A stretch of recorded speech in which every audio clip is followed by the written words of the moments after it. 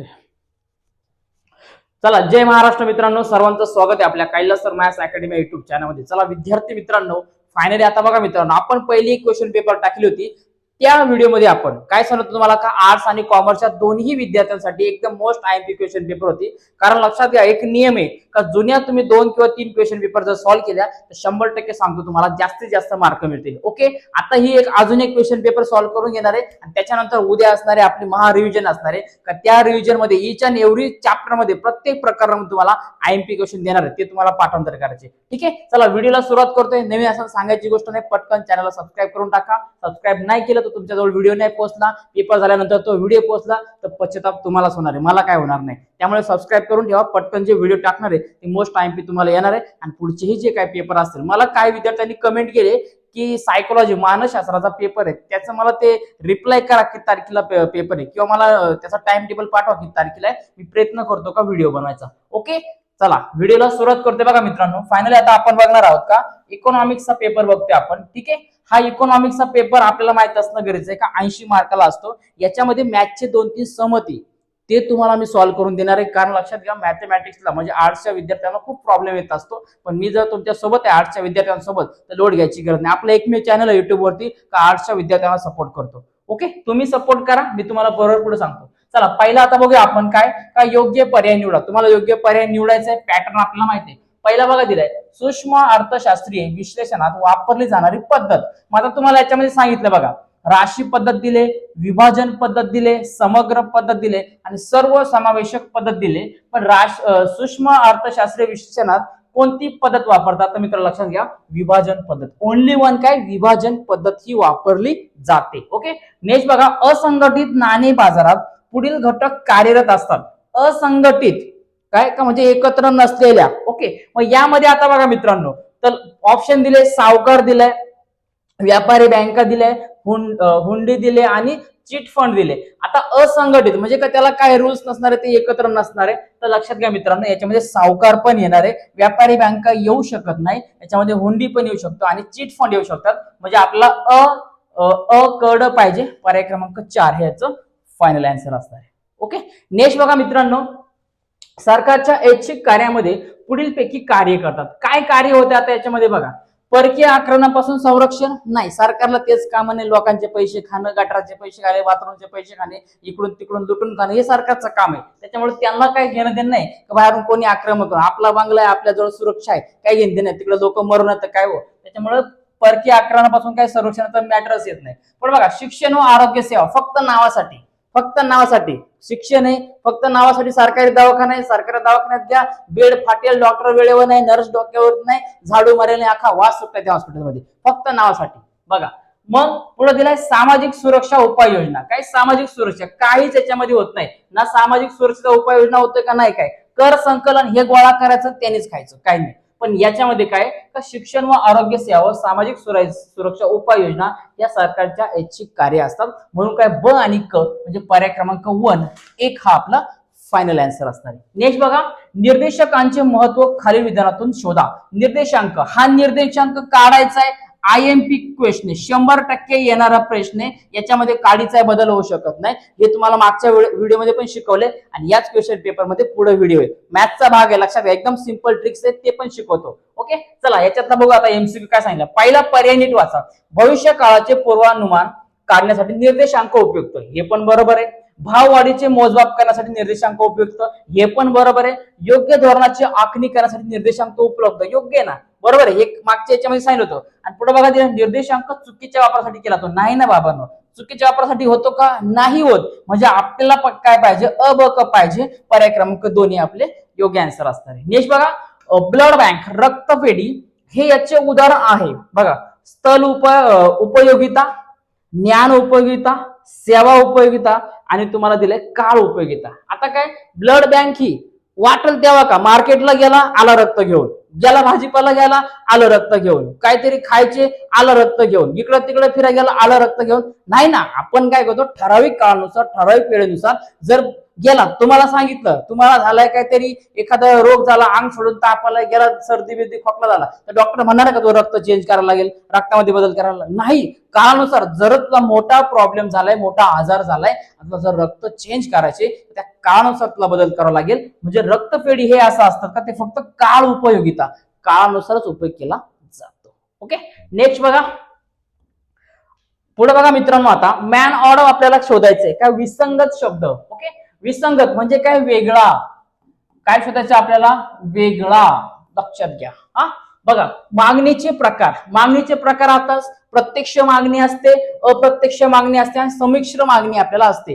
पण बाजार मागणी असते का, नाही.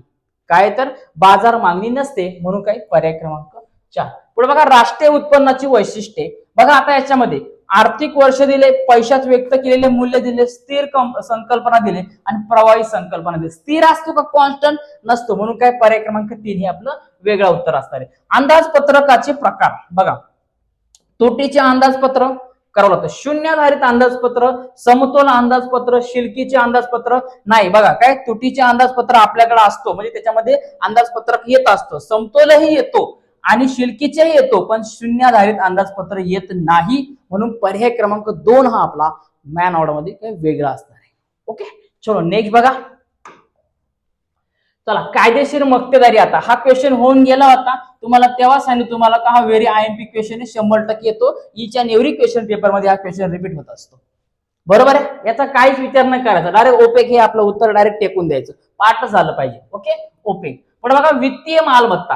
आता ह्याच्यामध्ये ज्यांचं डोकं हे परीक्षेला जाताना घरी ठेवून येतात, ज्यांचं डोकं हे घरी राहतं आणि परीक्षेला बिनकामी येतात, त्यांच्यासाठी हा क्वेश्चन आहे. बघा काय, सरळ एक काम करायचं, तुम्हाला वित्तीय मालमत्ता दिले ना, लास्टला रोखे. बघा, रोखे रोखे रोखे, सगळ्यांना रोखून धरलं त्यांनी. पण हा भूमी दिले, भूमीला कोणीच रोखून दिलं, भूमीला काहीच नाही. म्हणजे हा मॅन आउट झाला. डोकं खायची गरज नाही, एकदम सिंपल. नाही कळत, लक्षात घ्या.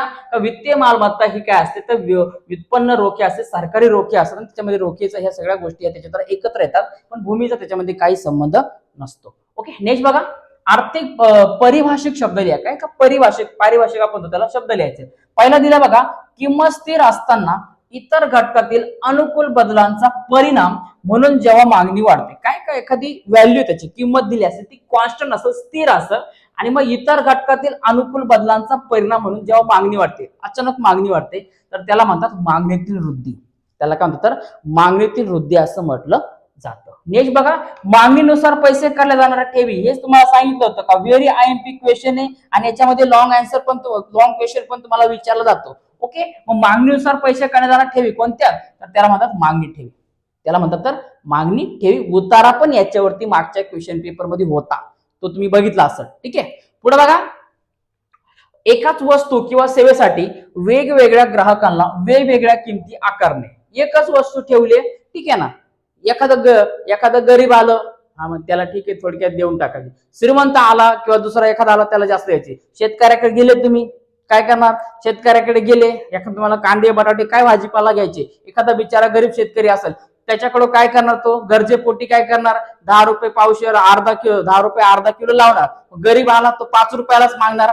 बरोबर आहे, मोकार सूटबीट घालून स्टेशनवर 300 रुपयाची पॅन्ट घालून आला आणि तो लोकांना सांगत, शेतकऱ्याला म्हणलं का मला नाही एवढंच द्या, याच्यामध्येच द्या. मग याच्यामध्ये काय होतं का, गरजेनुसार म्हणतो आपण, गरजेनुसार. बरोबर आहे, तुम्ही बाहेर गेले मार्केटमध्ये, एखादी वस्तू 30 रुपयाला, मॉलमध्ये 40ला आहे, किंवा एखादा ग्राहक आला, त्याला कमी जास्त करून दिले, याला काय म्हणतात मित्रांनो, मूल्य भेदात्मक मक्तेदारी.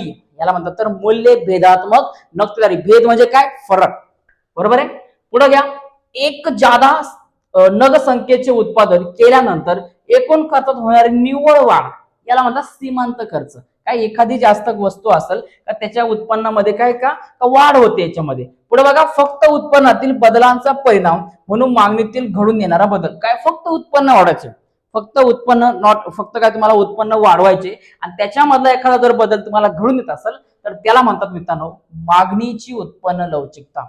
त्याला काय म्हणतात मित्रांनो, लक्षात घ्या, मागणीची उत्पन्न लवचिकता असं त्याला म्हटलं जातं. ठीक आहे, पुढे आता सहसंबंध बघायचे आपल्याला. एकमेकांचा काय संबंध आहे, कोण कोणाची भावकी आहे, कोणाचा काय संबंध आहे, हे सगळं आपलं बघायचं. कोणाच्या उतारावर कोणाचं नाव आलं हे आपल्याला बघायचं. बघा, पहिला दिलाय सर्वसाधारण समतोल. काय दिले, सर्वसाधारण समतोल. त्याला म्हणतात का स्थूल अर्थशास्त्र. याचा संबंध स्थूल अर्थशास्त्रात दिलेला आहे. मग आता सूक्ष्म अर्थशास्त्र म्हणजे काय, लक्षात घ्या. सूक्ष्म अर्थशास्त्र म्हणजे काय, तर त्याला म्हणतात आंशिक समतोल. त्याला असतो आंशिक समतोल हा त्याच्याशी संबंधित असतो. पुढे बघा दिले उत्पादन पद्धत तुम्हाला शोधायचे. इथं दिले उत्पन्न पद्धत घटक पद्धती. बरोबर आहे. हे आयएमपी तुम्हाला तेव्हाच बोललो होतो काही असं हे पण आयएमपीचं हे सगळंच काही रिपीट झालेल्या गोष्टी आहेत. बरोबर आहे. मग आता जर उत्पन्न पद्धत ही घटक पद्धती असेल तर उत्पादन पद्धती कशी असते तर माल साठा पद्धती कशी असते माल साठा पद्धती अशी असते. ओके. पुढे बघा दिले रूप उपयोगिता फर्निचर टिकाऊ म्हणतो आपण. ठीक आहे. काय रूप म्हणजे रूप उपयोगिता म्हणजे काय दाखवायला लोकांना घरामध्ये फर्निचर आणला मोकार स्टाईलचा कुठूनतरी उल्हासनगर वरून कुठूनतरी टेम्पो करून आणला दाखवलं की बाबा हे आमच्याकडे कपाटे विपाटे काहीतरी दाखवले. मग डॉक्टरचं काय डॉक्टर काय शोला इंजेक्शन आणणार आहे का सलाईन असणार आहे तर नाही. त्याचं काम आहे का सेवा उपयोगिता. डॉक्टरचं काम काय का सेवा उपयोगिता करणं काम. बरोबर आहे. पुढे बघा दिले संपूर्ण लवचिक मागणी ईडी इक्वल टू इन्फिनिटी दिले म्हणजे याला अनंत म्हणतात. लक्षात काय अनंत किंवा याची किंमत आपण सांगू शकत नाही मराठीत तुम्हाला सांगतो. ओके. नंतर बघा दिले ईडी इक्वल टू 0 काय दिले तुम्हाला ईडी इक्वल टू 0. मग आता याच्यामध्ये लवचिक मागणी कोणती आहे तर लक्षात घ्या ही संपूर्ण अलवचिक मागणी. काय संपूर्ण अलवचिक मागणी याचं इथं उत्तर लिहायचंय. पुढे बघा दिले 5 नंबर पुरवठ्यातील बदल काय शोधायचे. इतर घटक स्थिर आहे. नंतर पुरवठ्याचे विचलन दिले तुम्हाला. काय इतर घटक स्थिर असल्यामुळे पुरवठ्याचे विचलन होते. मग पुरवठ्यातील बदल कधी होतं तर इतर घटकांमध्ये बदल झाल्यानंतर काय होतं तर पुरवठ्यामध्ये बदल हा होत असतो. ओके. पुढे बघा दिलाय खालील उदाहरणाच्या आधारे संकल्पना ओळखून ती स्पष्ट करायची तुम्हाला. आता लक्षात घ्या मी फक्त तुम्हाला सांगतो संकल्पना कोणती आहे ती तुम्ही स्पष्ट करायचे. हे जे आता लॉंग आन्सर येणार आहे त्याचे स्क्रीनशॉट काढा व्हिडिओ साईडला घ्या मला एका कोपऱ्यात ढकला पण ते उत्तर पाठांतर करा परीक्षेला कामी येतील. ओके. पहिला बघा मनीषाने वही पेनाचा वापर करून निबंध लेखनाची गरज पूर्ण केली. काय त्या दिवशी आपण बघितलं ना एक शिक्षिका होती तिने काय केलं फळा पुसायचे किंवा खडू वापरायचे मग समोर असलेला खडू आणि डस्टर म्हणतो आपण त्याचा काय फळा पुसायला उपयोग करून घेतला लिहायला उपयोग केला म्हणजे त्याला आपण काय म्हणतो उपयोगिता. गरज भागवणे कामापुरता आपली लगेच गरज भागवणे. बरोबर का नाही. ठीक आहे. पुढे बघा रघुचे वडील त्यांचे पैसे देशातील आणि देशाबाहेरील एकत्रित समभाग आणि कर्ज अशा दोन्ही दीर्घ मुदतीच्या निधीच्या बाजारपेठेत गुंतवितात. त्याला म्हणतात तर भांडवल किंवा भांडवली बाजार असं त्याला म्हटलं जातं. ओके.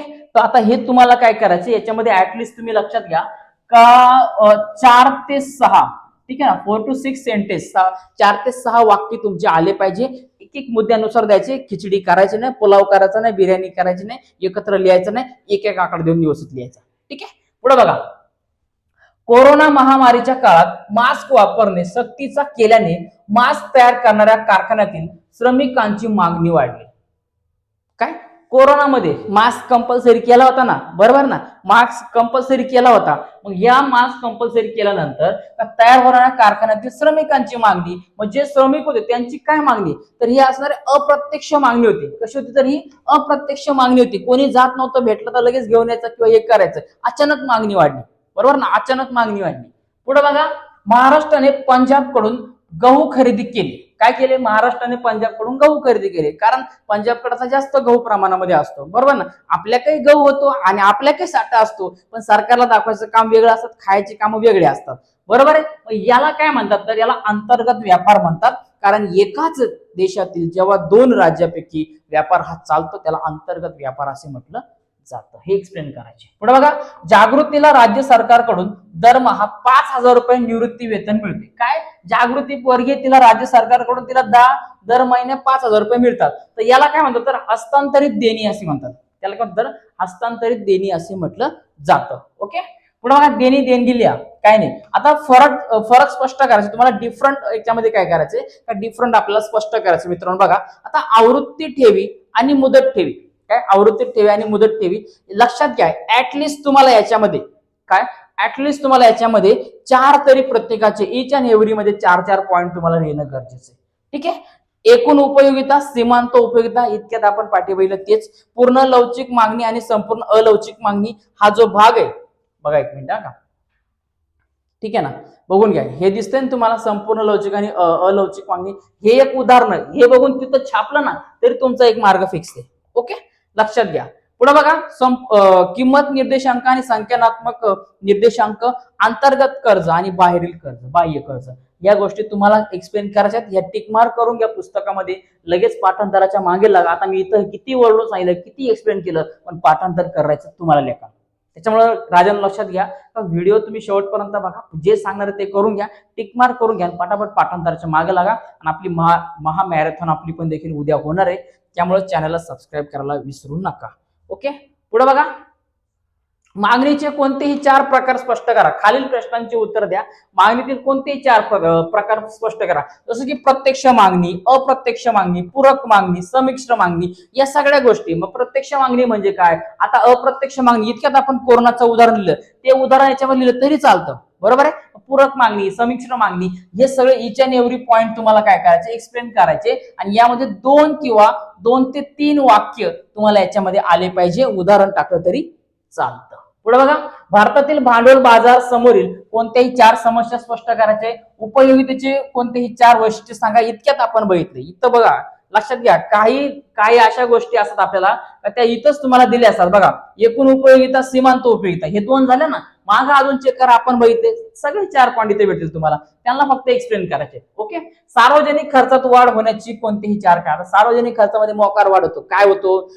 काय बॅनरबाजी करणे, पोस्टर लावणे, इकडे तिकडे ऍडव्हर्टाइजमेंट करणे, या सगळ्या गोष्टी त्याच्यात मॅटर करत असतात. नंतर स्थूल अर्थशास्त्राची कोणतेही 4 वैशिष्ट्य करा. हे सगळं स्क्रीनशॉट काढून घ्या, टिक मार्क करून घ्या. गाईड असेल तुमच्याकडे, टेक्स्टबुक असेल, इच्या निवडीमध्ये काय करा का पूर्णपणे सगळ्यांनी टिक मार्क करून घ्या आणि पाठांतराला सुरुवात करा मित्रांनो. ओके, चला, खालील विधानाशी आपण सहमत आहात की नाही ते सहकारण द्या. आता आपण सहमत आहात की नाही ते बघणार आहे. बाकी तुम्ही काय करायचं, टिक मार्क करून पाठांतराला सुरुवात करायचं. कारण व्हिडिओ आधीच लॉंग झालेला आहे आणि अजून जर 1-2 तास चालत राहायचं, तुम्ही झोपून जाशाल, मी तर बडबड करत राहीन, कोण पाहणार नाही मला. त्यापेक्षा तुम्ही टिक मार्क करा आणि घरी लगेच पाठांतराला सुरुवात करून घ्या. बघा, पहिला दिलाय, मागील 75 वर्षाच्या कालावधीत भारताचा विदेशी व्यापाराच्या रचनेत व दिशेत पूर्णतः बदल झालाय. काय बदल झालाय? काहीच बदल होईल ना, काहीच बदल झालेला नाही. मग तुम्ही सहमत आहात का? मला तर नाही वाटत. नाही, मी तर याच्यामध्ये असहमत आहे. ठीक आहे, कारण लिहून टाकायचे. पुढे बघा, स्थूल अर्थशास्त्र हे सूक्ष्म अर्थशास्त्रापेक्षा वेगळे आहे. ऑफकोर्स हे काय तर वेगळे आहे. किंमत करता हे मक्तेदार बाजाराचे एकमेव वैशिष्ट्य आहे. हे का नाहीये? हे किंमत करता एकमेव वैशिष्ट्य नाहीये. पुढे बघा, करेक्टर उत्पन्नाचे अनेक स्रोत आहेत, बरोबर आहे.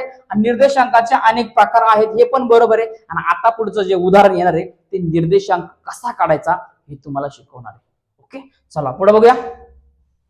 बघा, आधीच मित्रांनो प्रत्येक पॉइंट मला एक्सप्लेन करायला काय प्रॉब्लेम नाही, पण आपला व्हिडिओ इतका लॉंग होतो ना, आधीच परीक्षा आले, त्यात तुमच्या डोक्याला ताण, त्यापेक्षा पटापट हे आन्सर क्वेश्चन बघून घ्या आणि क्वेश्चन पटकन टिक मार्क करून घ्या आणि पुढे जा. आता हे जे मी शिकवणार आहे तुम्हाला, आता हे तुमचे अजिबात याच्यातले तुमचे 8 मार्क जाता कामा नये. आर्ट्स आणि कॉमर्सच्या, स्पेशली आर्ट्सच्या विद्यार्थ्यांना वॉर्निंग सांगतोय, जर पेपरला जर तुम्ही नीट सोडवलं नाही ना, मी आता सांगतो तुमची लय बेकार हालत होईल. आता सांगतो तुम्हाला, नीट लक्ष द्या, हे समजून घ्या. एकदम सोपा काम आहे. कसं करायचं बघा, सगळ्यात पहिले तक्त्याचे निरीक्षण करा. केलं. ओके, काय सांगितलं बघा, 2006च्या किमती ₹P0 दिलाय आणि इकडे P1 दिलाय का 19च्या किमती. ओके, हेच आपण बघितलं होतं. आता लक्षात घ्या, तुम्हाला काम करायचं, हे अ ब क ड ई जे असेल 1 2 3 4 असे नंबर 5 नंबर असू शकतात. तुम्हाला एक काम करायचंय का, इथं जर P0 तुम्हाला दिला असेल तर P0 घ्या, नसेल तर तुम्ही स्वतः त्याला P0 घेऊ शकता. इकडे P1 दिला असेल तर P1 घ्या, नसेल दिला तर तुम्ही P1 घेऊ शकता.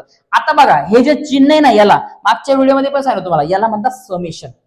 याला काय म्हणतात, समेशन. म्हणजे काय, त्यांची एकूण सरासरी ऍव्हरेज सगळ्यांची बेरीज करणे त्याला म्हणतात. ओके, हे झालं summation of P0, summation of P1. म्हणजे आता काय करायचं रे, तर या सगळ्यांची बेरीज करायची. या सगळ्यांची 20-20 सगळ्यांची बेरीज करायची. नसल ये दुसरी तिसरीला शिकले असं ना बेरीज कशी करायची, शेवटच्या अंकाची बेरीज, मग इकडं हातच्याला एक घ्या, ते कुठं नाही करा, तुमच्या याच्यावरती. ठीक आहे ना, डायरेक्ट आले तर काय प्रॉब्लेम नाही, नाही आलं तर 0 अधिक 0 अधिक बोट घ्या, तुमच्याकडे नसेल तर बाजूवाल्याचे घ्या, सुपरवायझरचे बोट मोजा घ्या, पण करा बाबा.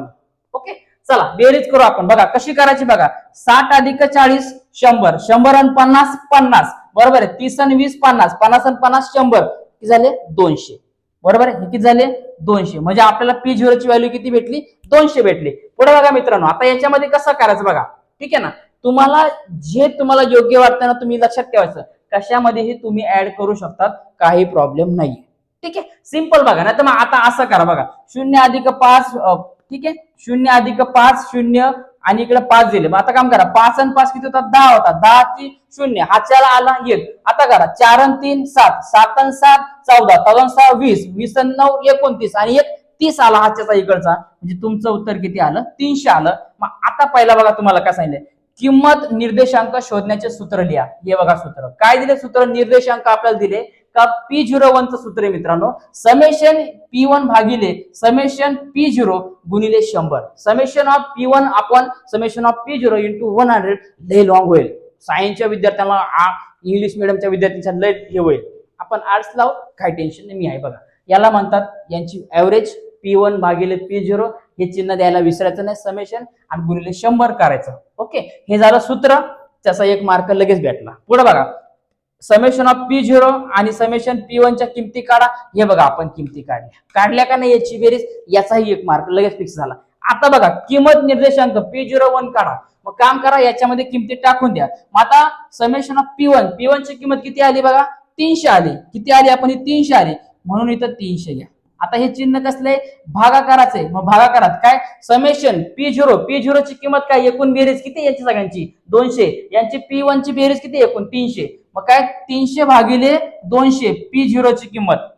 ठीक आहे, 200 आणि इकडे गुणिले 100. आता काटाकाटी करा, तुम्ही डायरेक्टली काम करा, काटाकाटी करून घ्या, काही प्रॉब्लेम नाही. तुमच्या याच्यावरती समजतं ना, काय तुमच्या याच्यावरती दिलेले बघा, हे 2 शून्य, हे 2 शून्य कट झाले किंवा वरचे 2 शून्य गायब करा, काय प्रॉब्लेम नाही. उरला एकच. आता लक्षात घ्या, मी पुन्हा सांगतो, हा 300 आणि गुणिले 100 हे दोघं एकमेकाला गुणाकारात आहे, आणि हा 200 ह्या 300 आणि 100 दोघांना भागाकारात आहे. आर्ट्सचे विद्यार्थी म्हणून तुम्हाला सांगतो, बेसिक नियम लक्षात पाहिजे. ओके, 2 शून्य काय झाले? 2 झाले. उरला काय? 300 भागिले 2 झाला. आता 300च्या भागिले 2 म्हणजे 300च्या निमे करा, किती येणार? 150 येणार. 300च्या निमे किती होणार? तर 150 येणार. किंवा मग एक काम करा, जर नसेल येत तर काम करा, या 300 पैकी हा एक शून्य तसाच घ्या इकडं आणि 30च्या निमे करा. 30च्या निमे किती? 15 आणि वरचा हा शून्य तर देऊन टाका. तुमचं उत्तर तयार आहे मित्रांनो, 150 म्हणजे किती? 150. तर फायनली बघा P01 ची किंमत आली 150. याचे 4 मार्क जाता कामा नयेच, म्हणून मी याच्यावरती जास्त वेळ घेत नाही. ओके, बघून घ्या, व्हिडिओ मागं पुढे करा, मला थोडं मागं ढकला, आपण काय करा, व्हिडिओ बघून घ्या. फुकटचे 4 मार्क आहे आणि हे कोण तुम्हाला सांगायला रिकामं नाही. ठीक आहे, चला पुढे बघा. आता मित्रांनो 2 नंबरचं उदाहरण आहे. आता क्वेश्चन पेपरचा एंड होत आले बघा. खालील आकृतीचे निरीक्षण करा. अशीच आकृती येते, असाच तुम्हाला कर्व दिला असतो. ठीक आहे ना, इकडे श अक्ष असतो, इकडे हे अक्ष.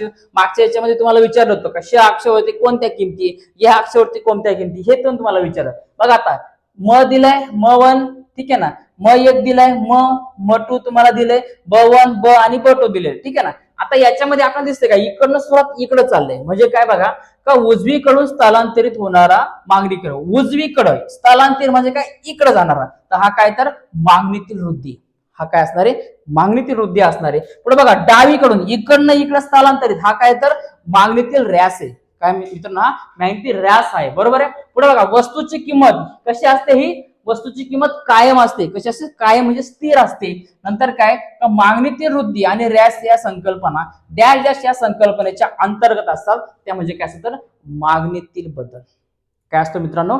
मागणीतील बदल असतात. ओके, खूप जीव तोडून शिकवतोय मित्रांनो आर्ट्सच्या विद्यार्थ्यांना, लक्षात घ्या. मलाही वाटतं तुम्ही सायन्स सारख्या विद्यार्थ्यांनी पुढे जावं, कॉमर्सच्या विद्यार्थ्यांनी पुढे जावं, आणि आपल्या आर्ट्सच्या देखील विद्यार्थ्यांनी, कॉमर्सच्या देखील विद्यार्थ्यांनी आपलं नाव, आपल्या गावाचं, शिक्षकांचं, आई वडिलांचं नाव मोठं करावं, म्हणून एवढा प्रयत्न करतोय मी. ठीक आहे ना. अजून प्रत्येक पुढचा पेपर देखील मी टाकणार, लक्षात घ्या. चला पुढे आता बघूया, स्क्रीनशॉट काढून घ्या, समजून घ्या. काय पुढे बघा दिले, आता उतारा दिलाय. सगळ्यात पहिले काम वाचन. काय करायचंय? वाचन. कोण काय करते?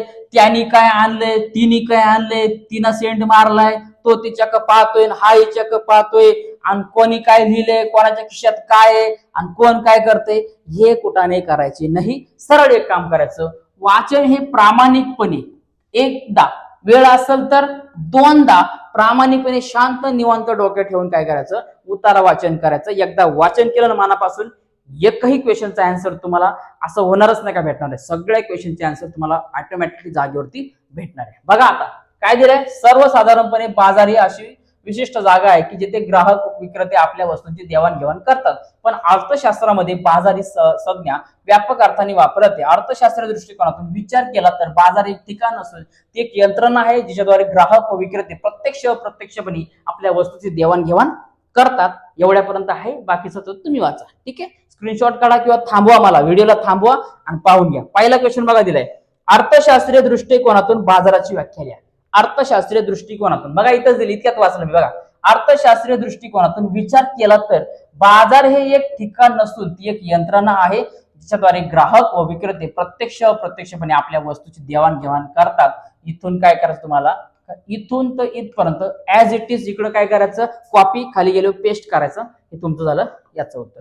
पुढे बघा, बाजाराचे वर्गीकरण कसे केले जाते. बघा इथं वाचा, बाजाराचे वर्गीकरण स्थळ, काळ आणि स्पर्धेनुसार केले जाते. स्पर्धेनुसार बाजारपेठमध्ये पूर्ण स्पर्धा, अपूर्ण स्पर्धा हे दोन प्रकार आहेत. पूर्ण स्पर्धा ही बाजाराची काल्पनिक संकल्पना आहे, परंतु प्रत्यक्ष व्यवहारात अपूर्ण स्पर्धेचे अनेक प्रकार आढळून येतात, जसं की मक्तेदारी, द्वयाधिकार, अल्पाधिकार आणि मक्तेदारीयुक्त स्पर्धा. इथून ते इथपर्यंत दुसऱ्याचं उत्तर आहे. ठीक आहे, पुढे बघा, विक्री खर्चाविषयी आपल्या सोबत लिहा. काय का विक्री याच्यामध्ये आपल्याला काय होते, आता बघा इथे दिले बघा, जसं की उत्पादन खर्च, विक्री खर्च यातील भिन्नता, मक्तेदारीयुक्त स्पर्धेचे लक्षण आपल्याला दिसून येतात. काय उत्पादनाच्या उत्पादनाला अधिक मागणी निर्माण करण्यासाठी, वस्तूची विक्री वाढण्यासाठी करावा लागणारा खर्च म्हणजेच काय, विक्री खर्च होय. मग यामध्ये जाहिरात, फलक, खिडकी प्रदर्शन इत्यादीचा समावेश विक्री खर्चात होतो. हे पाहून लिहिलं तरी चालेल, नाही आलं तर हे पाहून लिहा, आणि आलं तरी तुमच्या मनात 2-4 हे लिहा. याच्यामध्ये 2-3 वाक्य इकडून तिकडून फिरून लिहा, तुम्हाला पूर्णपणे मार्क भेटणार आहे. पण हे पाहून लिहा.